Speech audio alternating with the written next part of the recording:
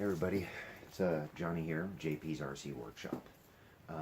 Going to be showing you guys how to make custom steel links using nothing but a little bit of all thread and brake line tubing. We've got the heavy Chevy on the bench. It's a Traxxas TRX4. It's a 12.3 wheelbase kit version. Not real happy with the wheelbase. Is the tires, when they balloon, because I'm running a high power system in it, when I'm on 4S, the tires can balloon and they can make contact with the back of the cab and the sliders here. So I'm going to be stretching my wheelbase from the 12.3 kit wheelbase to just over 13 inches. Give me a little bit better departure angle, give me a little bit better ability to climb inclines, and get some more low weight. This will work on any crawler, and you can have a set of custom links for about $5 an end if you shop around a little bit, not counting the rod ends. But this will, you know, if you got plastic rod ends and you're tired, or plastic links and you're tired of the flex in the links, this will resolve any of those handling issues and stuff you get from that. So I'm going to get you guys off the tripod, get you up here on the workbench, and I'm going to show you how I do it.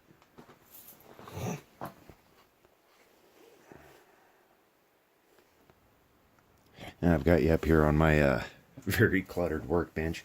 As you can see, I've already cut a couple of links, and I've got one of the uppers and both of the lowers cut already. I'm going to show you how I determined the length that I wanted. I measured my wheelbase, 12.3 inches, and I positioned my axle where I wanted, with with my link still attached at the rear axle, and I measured how much short I would be. Then I verified that by measuring the length of the link, see what the length of the link is versus what my wheelbase is, and then added the length of the or subtracted the length of the link from the wheelbase to get I'm having a brain fart.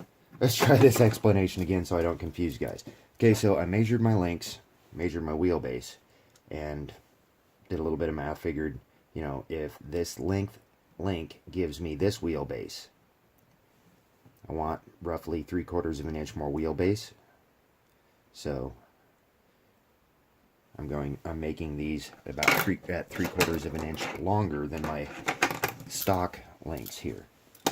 Hopefully you guys can understand that. It's cold out here. I've been out here for a little while.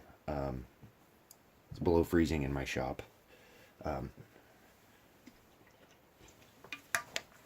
Gotta love unheated workspaces, but it's nice having a workspace, so don't take me as complaining. I'm just I'm complaining. Who am I kidding? Thankful and grumpy at the same time. Mighty early in the morning. It's just after daylight. So you'll see the tape on the bench here.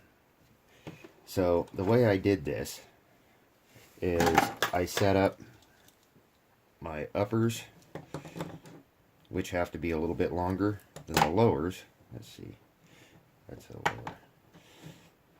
And I set tape marks on my bench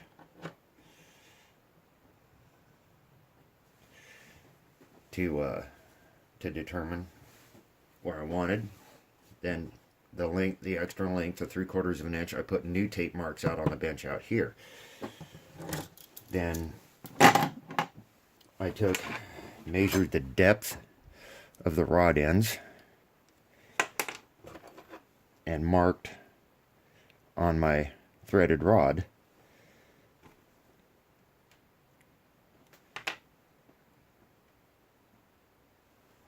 so I'd know just how deep in these go, so I'd know how much to subtract from the length of the rod, or from the overall length, to find out what size rod or what length rods I needed.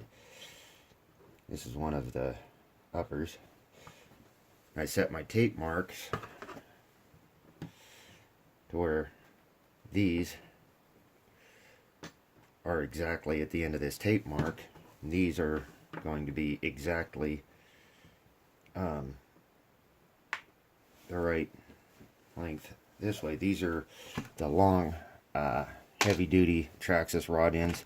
These are the shorts. The only reason I'm using different ones, I'd like to use all four of the long ones, because while they don't add much length up here, they go down the shaft a lot farther, so they don't strip out as easy. But I don't have 8 of those.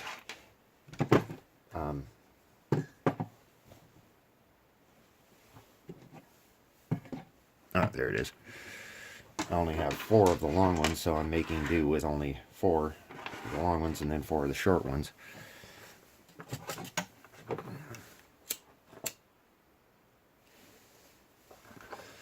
So I've got my lengths already determined. Make sure I get these exactly the same length, because it is very critical that they are the exact same length. Move those out of the way. Put my tape right here at the edge of where I want the end of the link. Line it up on my tape mark. Lay the link right out on it. And then roll it on the bench with my tape straight, so my tape gives me a straight line on my all thread here. Now I'm going to pause this, I'm going to cut this, and then we're going to start to assemble a link so we can determine the length of the inner. Okay, I have my link cut here. I'm going to take 2 of these. Which one's out? Okay.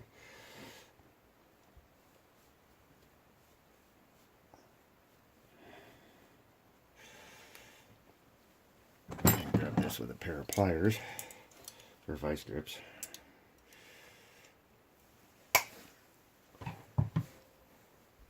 Boy.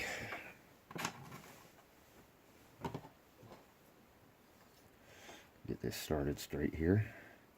You can use a heat gun to warm the plastic on the rod end when you're in when it's cold, because you don't want to split the rod end. I am actually using 1032 rod. Normally I would only use 832. I use 1/4 inch brake line tubing, but I used 1032 this time, and basically just went with a bigger threaded rod this time for a little added strength, and because it still fits inside the 1/4 inch tubing.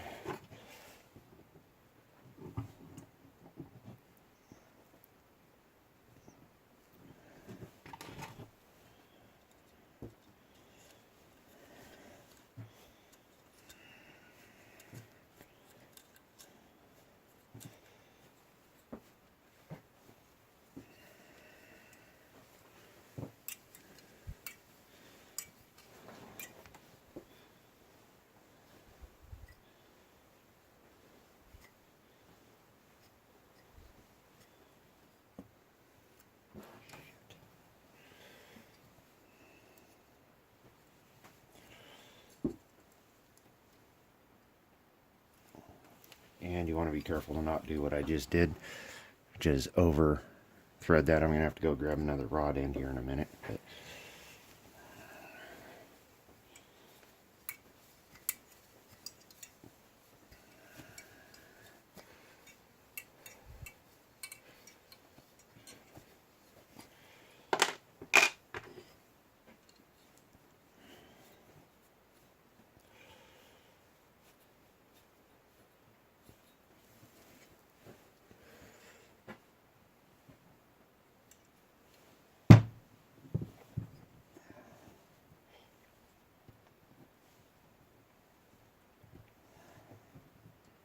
I'm going to have to warm this up with the heat gun.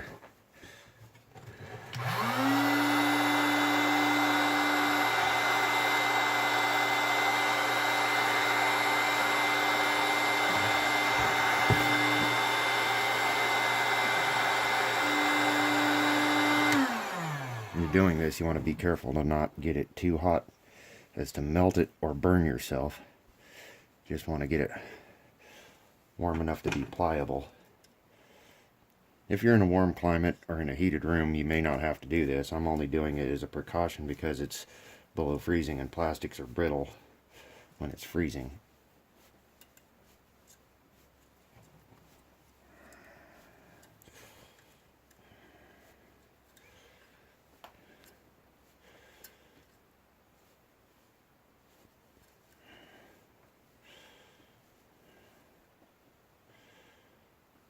There we are. It should be just barely longer than what I have already cut here. And it is. So they should work out perfect.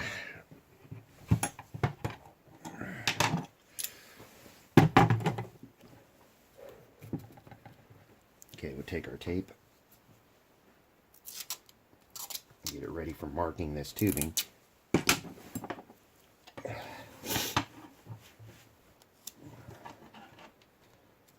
So I line it up with the rod in there. That's right here. If you have a little variances in your inner threaded rod, it's not going to make that much of a difference. Where it's super critical is your outer rods, or these outer sleeves, because these are going to control where the rod ends bottom out and won't screw in any farther, and actually determine the overall final length of your sleeve here and your rod. The reason why it's so critical is, like, your lower links are going to control where your axle sets this way. You need those identical length so your axle is straight in the vehicle. Your upper links on a triangulated system are really critical, because if they're off, it will set your track off on your tires. So all of it has to be exact, or you end up with some funny stuff. Now I'm going to pause the video. I'm going to cut these, and I'll get right back with you. And excuse the hiccups. Okay, as you can see, I've cut my last link, and I've threaded the rod ends on one end. And as you can see, I have two long and two short. The short ones are going to be for the lower links on a TRX4. The long ones are your upper links. And these I'm going to have long and short. Which ones are these? Which? Okay, these are the short ones. Okay, so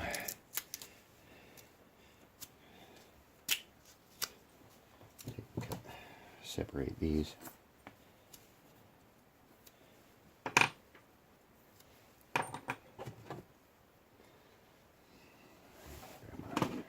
Knife here, pardon my reach.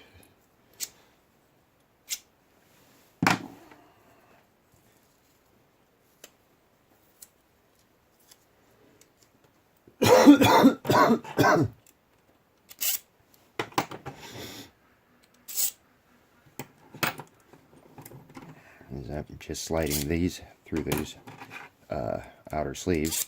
These serve two purposes. One is it helps you set the final length of the link, and the other, instead of leaving just exposed all thread, it helps prevent snags, because all thread doesn't slide across rocks very well.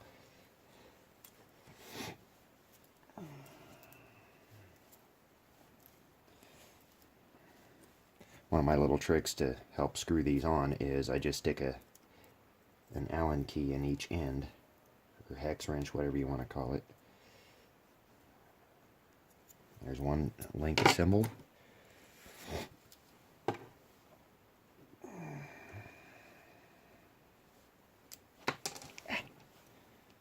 Fingers are cold. Pretty sure you guys can see my breath on camera. I have to warm this one up a little bit.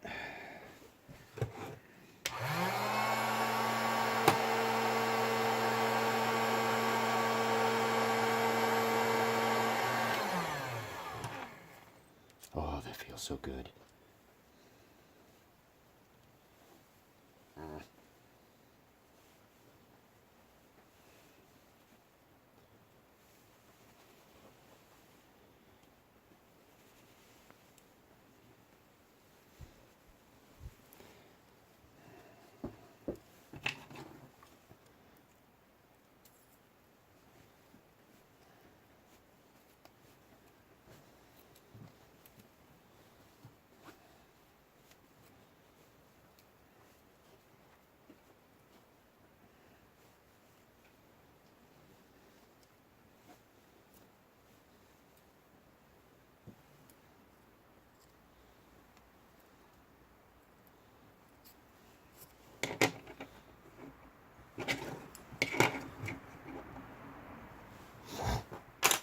kind of freaked me out a little bit there. They looked like they were really different length.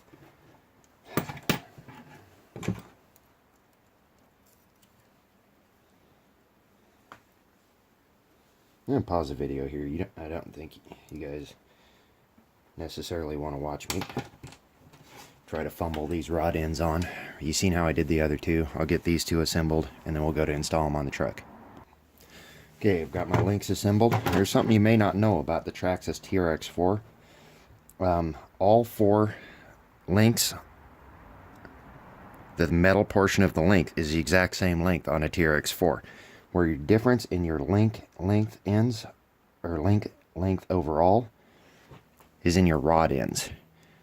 These beveled or angled ends for the top link are slightly longer than the straight ones on the lower link.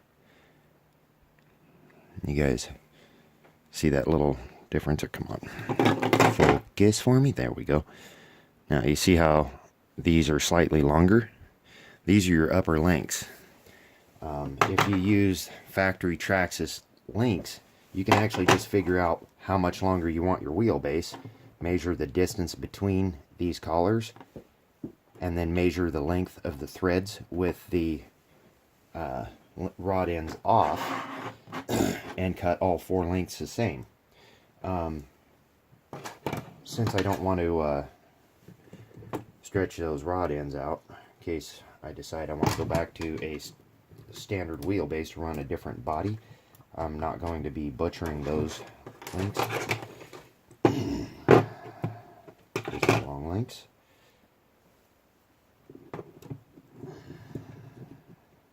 Thread these in here.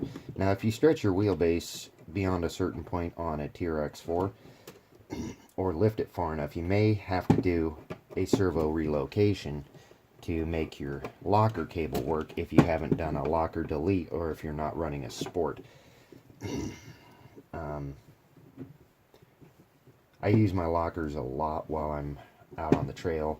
I mostly run open diffs. I have a fairly thick grease inside the differential on the gears for the differential action. I've always known them as spider gears because I was a mechanic for years, grew up working on cars and stuff before I ever got into RCs, but that's why you'll hear me refer to bevel gears as like a ring and pinion, because that's what it equates to on a one-to-one car. And you know, these are spider gears and stuff like that for the other other bits in the rear here.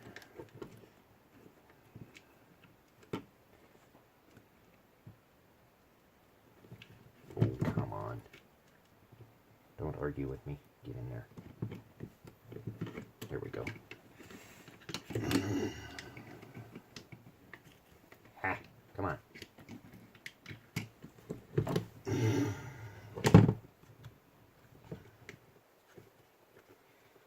Come on.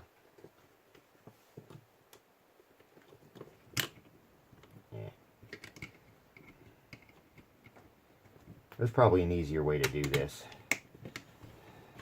But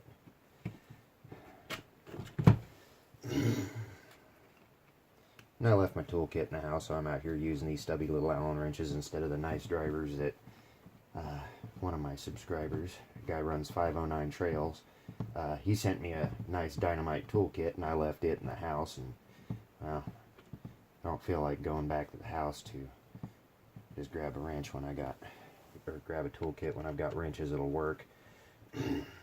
Most of my time spent working on RCs has been using these stubby little wrenches anyway, so a little back to the basics won't kill me.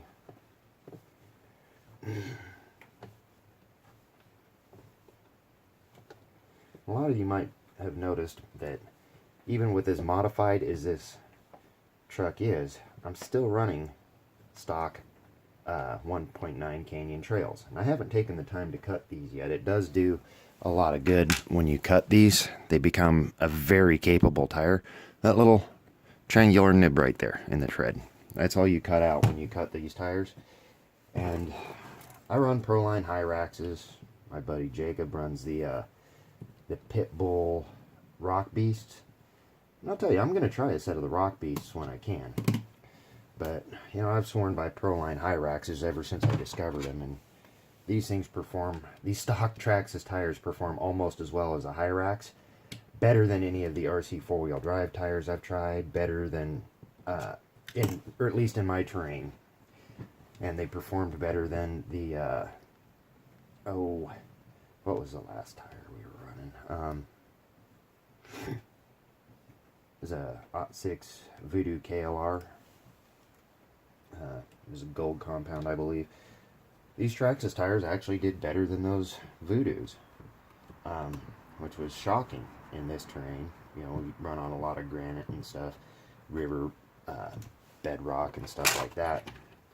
Dirt, a lot of dirt in between sections of rocks. It's frequently wet here in Oregon, so these tires tend to clean out better than a lot of them.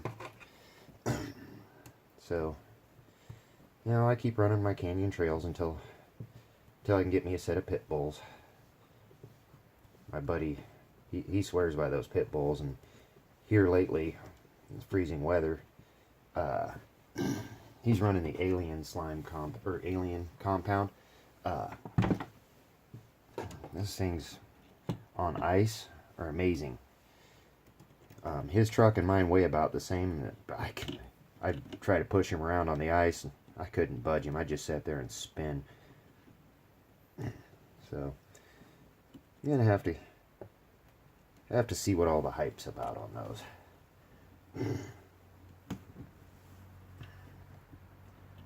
But we'll get this on here. Throw our tires on, and then check and make sure the locker cable is going to be long enough, or see if I'm going to have to relocate my servo again. Servo relocation on a TRX4 is actually pretty simple. I just split the servo mount in two, so I can move my front and rear locker servos independently of each other. You know, they're no longer mounted together. I can actually put them wherever I want them. Here's my computer. Make sure I get the direction of rotation right on these things here. Good thing I checked. Got a 50-50 shot of getting them right. So that means I usually have to, after I put them on, I have to take them back off and trade sides. I almost never get them on the right spot in the first shot.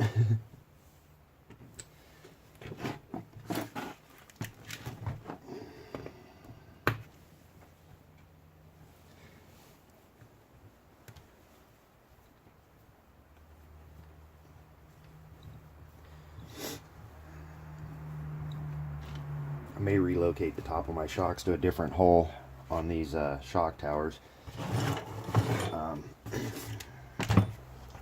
Get my shocks a little more vertical. We'll see how this performs like this, but let's slap this body back on here. See where my wheel's set.